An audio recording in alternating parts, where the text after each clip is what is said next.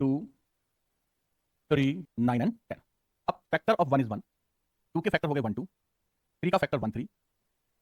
अब क्या करना होता है कि इसको दो टाइप की प्रॉपर्टीज में डिस्ट्रीब्यूट करना होता है। A number which has exactly two factors, they are known as the prime numbers।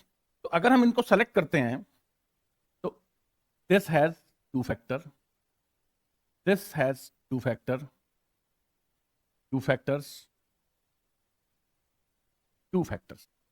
तो प्राइम नंबर्स में क्या प्रॉपर्टी बनी? ए नंबर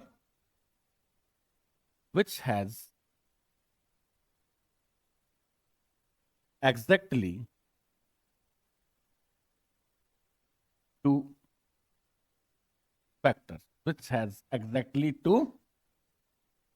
अब देखो ये जो दोनों फैक्टर्स होते हैं ये कौन कौन से होते हैं? 1 एंड इटसेल्फ।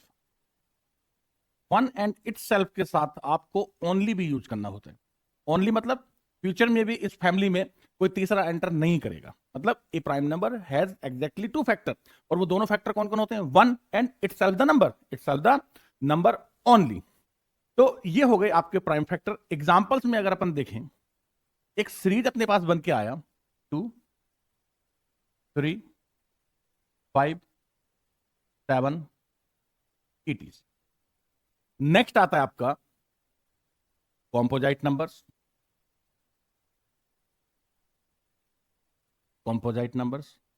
तो अगर मान लो कि एक बच्चे को प्राइम नंबर का डेफिनेशन अच्छे से आता है तो इट मींस उसको कॉम्पोजाइट नंबर का डेफिनेशन भी अच्छे से आता है।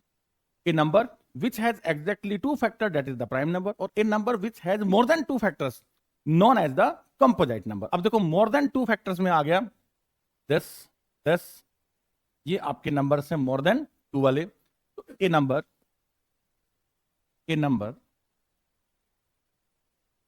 विच हैज मोर देन